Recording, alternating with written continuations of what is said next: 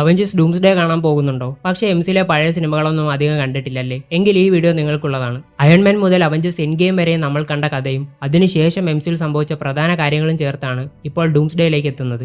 അതുകൊണ്ട് ഇന്ന് നമ്മൾ ഡൂംസ്ഡേ കാണുന്നതിന് മുമ്പ് നിങ്ങൾ തീർച്ചയായും അറിഞ്ഞിരിക്കേണ്ട കാര്യങ്ങൾ മാത്രമാണ് ഇന്ന് നോക്കാൻ പോകുന്നത്.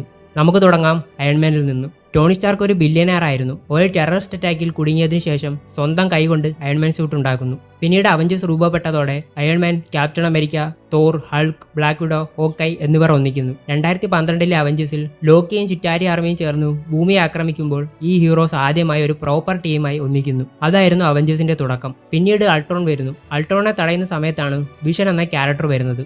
അതോടൊപ്പം വാണ്ട മാക്സിമോഫും എംസിയുടെ ഒരു പ്രധാന കഥാപാത്രമായി മാറുന്നു. പിന്നീട് ക്യാപ്റ്റൻ അമേരിക്ക സിവിൽ വാറിൽ അവഞ്ചേഴ്സ് തന്നെ രണ്ടായി പിരിയുന്നു. ടോണി സ്റ്റാർക്കിന്റെയും സ്റ്റീവ് റോജേഴ്സിന്റെയും കോൺഫ്ലിക്റ്റ് കാരണം അവഞ്ചേഴ്സ് ഒഫീഷ്യലി സ്പ്ലിറ്റ് ആകുന്നു. സ്പൈഡർമാൻ, ബ്ലാക്ക് പാന്തർ തുടങ്ങിയ ക്യാരക്ടേഴ്സ് ഈ സമയത്താണ് എംസിയിലേക്ക് വരുന്നത്. പക്ഷേ ഇതെല്ലാം നടക്കുമ്പോൾ മറ്റൊരു വലിയ ത്രെട്ട് വളരുകയായിരുന്നു. അതായിരുന്നു താനോസ്. ഇൻഫിനിറ്റി സ്റ്റോൺ ശേഖരിച്ച താനോസ് അവഞ്ചേഴ്സ് ഇൻഫിനിറ്റി വാറിന്റെ ഒടുവിൽ വിജയിക്കുന്നു. ഒരു സ്നാപ്പ് കൊണ്ട് യൂണിവേഴ്സിലെ പകുതി ജീവജാലങ്ങളെയും ഇല്ലാതാക്കുന്നു. പിന്നീട് അവഞ്ചേഴ്സ് എൻഡ് ഗെയിമിൽ ബാക്കിയുള്ള ഹീറോസ് ടൈം ട്രാവൽ ചെയ്ത് പാസ്റ്റിലേക്ക് പോയി ഇൻഫിനിറ്റി സ്റ്റോൺസ് തിരികെ ശേഖരിച്ച് എല്ലാവരെയും തിരികെ കൊണ്ടുവരുന്നു. താനോസിനെ തോൽപ്പിക്കാൻ ടോണി സ്റ്റാർക്ക് സ്വന്തം ജീവൻ സാക്രിഫൈസ് ചെയ്യുന്നു. ക്യാപ്റ്റൻ അമേരിക്ക തന്റെ ഷീൽഡ് സാം വിൽസന് കൈമാറുകയും ചെയ്യുന്നു. ഇവിടെ വെച്ചിട്ടാണ് എംസിയുടെ ആദ്യ സാഗയായ ഇൻഫിനിറ്റി സാഗ അവസാനിക്കുന്നത്. പക്ഷേ എൻഡ് ഗെയിമിന് ശേഷം സംഭവിച്ചത് ഇതിലും വലിയ പ്രശ്നമാണ്: മൾട്ടിവേഴ്സ്.